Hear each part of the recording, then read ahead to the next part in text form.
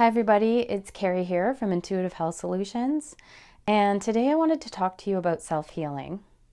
I wanted to talk about my self-healing journey. A lot of you don't know that 5 years ago I found myself completely healthy one minute and bedridden, in pain from head to toe, barely able to walk around the block, not able to look after my children, and not able to even do the simple things that you would enjoy in life. And I wanted to share with you my journey because I know that if I can heal, you can too.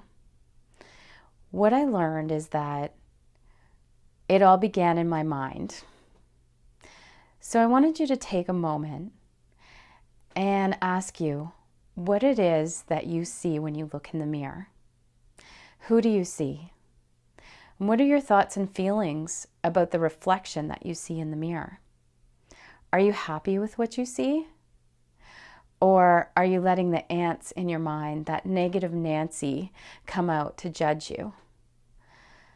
For years and years, I did everything that I could to be as healthy as possible. I knew how important it was to eat all the right, organic, yummy, nutritious food. I exercised every day. I visited with friends. I allowed myself the time that I needed to socialize. I thought I was doing everything right to be healthy. And what I didn't realize is that I had forgotten a big something in my life, a big equation to health, and that was my mind. I didn't actually ever think about the way that I treated myself. I didn't realize that all of the pain in my mind and about how I felt towards myself would actually or could actually affect my life.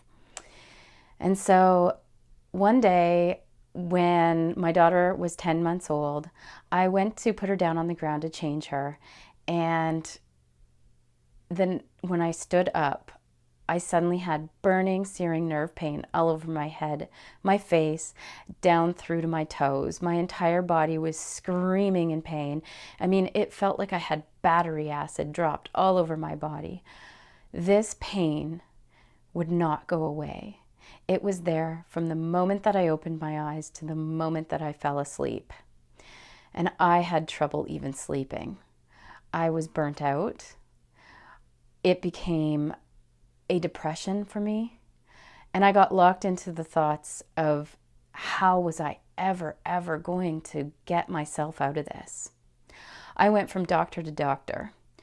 I had MRIs, X-rays, blood tests. I went to see neurologists, rheumatologists, you name it, I did it. I went to naturopaths. I did all sorts of different alternative testing, and every single thing I did came back normal. Not one thing showed me why I had nerve pain from head to toe. In fact, I was told that it was most likely postpartum depression. But when it happened, I wasn't depressed. I was okay. I felt fine. My life was great. But I didn't realize that the negative Nancy in my mind inflicted so much pain on my body.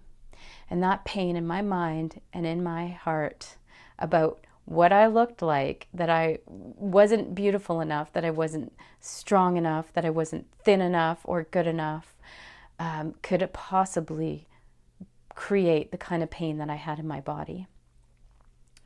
So I'm here to tell you that on my healing journey, it actually took me slowing down and listening to myself. I had to get into the space where I could finally hear what my inner voice was saying to me. I needed to hear the hard way that I didn't love myself, and that I was the only one inflicting this pain upon myself, and that only me, only I, could pull myself out of this pain. I had to first accept and surrender to where I was. I had to give over my problem to God. I had to be okay with where I was. I had to stop feeling like something had been done to me, or that I had some sort of karma coming back to haunt me. I had to be okay with where I was and know that everything changes, that not anything stays the same. And so what I realized was that I needed to learn to love myself. That inner voice inside me was so clear when I sat down, when I checked in with myself. That inner voice said to me, you don't love yourself. This is happening because you don't love yourself. And it was a really, really hard reality for me because I had never really thought about self-love before. I mean, I thought I was being self-loving by eating the right foods and exercising, but what it really meant was that I didn't accept myself for who I was in this moment. When I looked in the mirror, I didn't actually, kiss myself or hug myself like a little 2-year-old does. I didn't admire myself. Instead, I sat there and I judged myself. And I inflicted so much pain on my body that it had no choice but to respond. And when I chose to actually do the work, to actually be okay with who I was, to love myself completely and unconditionally, the way that you would when holding a newborn baby in your arms, that unconditional love right back at myself, that's when I began to heal. That's when all the right healers showed up into my life.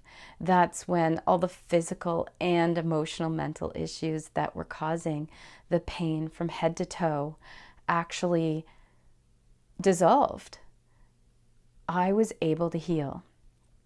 And I want you to know that you too have an intuitive voice, that you too can connect to this voice, that your mind is more powerful than you could ever imagine, and that you have all the answers that you need to heal. It's so, so important that you take the time and that you believe, because believing is half the battle. You need to believe that it's possible for you to heal. And the reason I wanted to share this with you is because I believe that we all can do this, that we all have this ability. And if I can heal, so can you.